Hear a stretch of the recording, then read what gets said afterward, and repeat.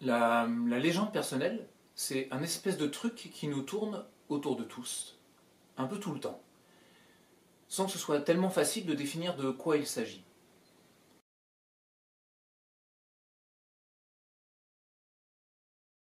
Légende personnelle, ça parle de quelque chose d'à la fois très poétique, de très mystérieux, de très important. Une notion de légende, quelque chose qui va faire de moi quelqu'un d'unique. C'est une quête que tous, au fond de nous, nous avons. Et pour laquelle les repères que nous pouvons avoir pour mener cette quête, pour aller sur ce chemin.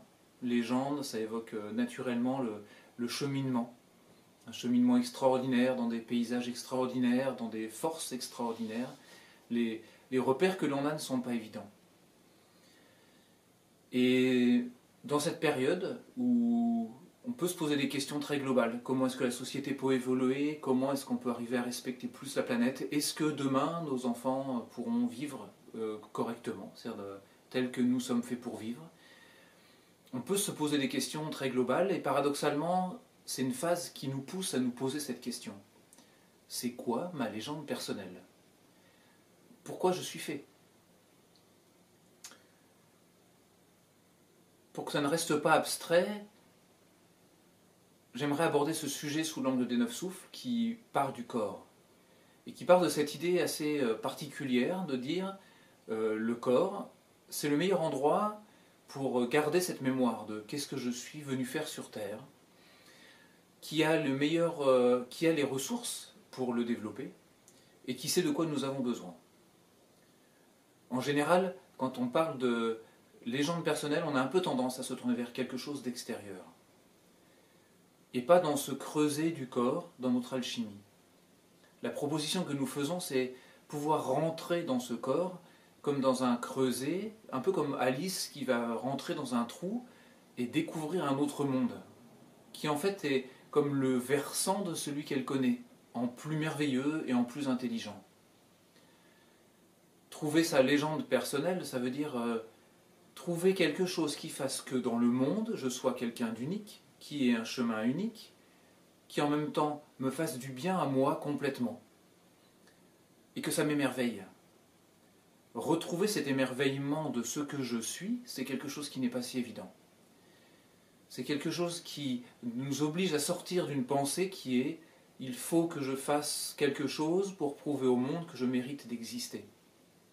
Comme si mon bonheur, dans notre éducation ou nos vécus, dépendait de ce que je fais, de ce que je dois prouver.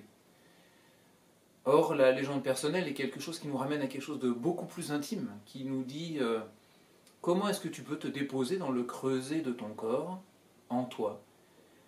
Prendre le temps, développer des moyens de te laisser réémerveiller par ce qui vibre, vit, fait des choix à l'intérieur de toi, qui peut te montrer que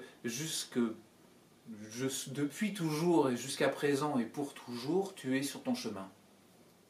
Peut-être que tu l'ignores, mais tu es sur ton chemin. C'est ce que nous on appelle dans un de nos stages le voyage alchimique des neuf souffles, ce voyage qui emmène étape par étape à retrouver que en nous c'est comme une communauté de personnages qui font de leur mieux pour que nous soyons sur ce chemin. Et que d'une certaine façon, même lorsque nous avons l'impression d'être le plus loin du loin de notre légende personnelle, d'être en train de nous fourvoyer, en réalité, à l'intérieur de nous, c'est complètement à l'œuvre pour que nous soyons dessus.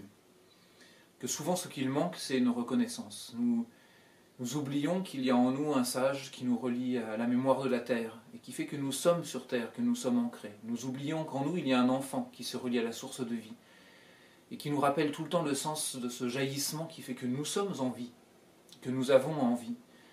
Nous oublions qu'en nous, nous avons un chevalier qui nous permet de jouer avec la force, d'avancer, de chevaucher, de ne pas abdiquer. Nous oublions qu'en nous, il y a une souveraine qui nous permet de nous redresser, de regarder le monde, de sentir que quelque part, oui, nous avons notre légitimité à être là.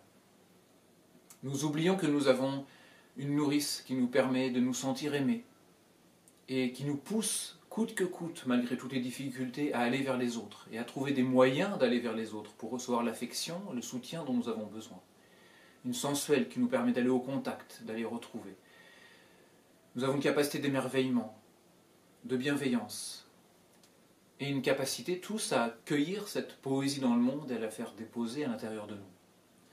Toutes ces forces qui sont des opérateurs de notre alchimie sont absolument puissants, actifs en permanence. Et s'ils ne l'étaient pas, nous serions simplement morts ou des robots.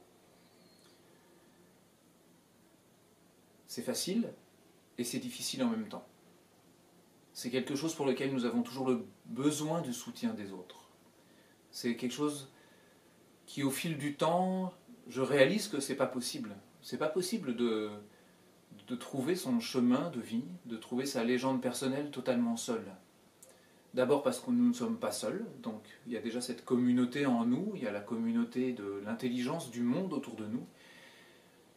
Mais je crois vraiment que nous avons besoin de la communauté de nos frères et sœurs, comme une communauté qui peut nous appuyer, nous dire oui, tu es quelqu'un d'important, c'est-à-dire qui ait cette bienveillance-là, et aussi qui ne soit pas complaisante, qui ne nous autorise pas à dire je suis ça, alors qu'en fait je ne suis pas ça, ou qui ne nous autorise pas à dire je vais me contenter de ça, alors que je peux faire beaucoup plus ou beaucoup mieux, ou être beaucoup plus sincère. Nous avons besoin des autres parce qu'ils sont le miroir de notre sincérité. Nous avons besoin des autres, de ces temps où nous pouvons nous retrouver avec d'autres qui sont sur le chemin avec nous et qui peuvent nous assurer à la fois un regard de bienveillance et de non-complaisance. Merci.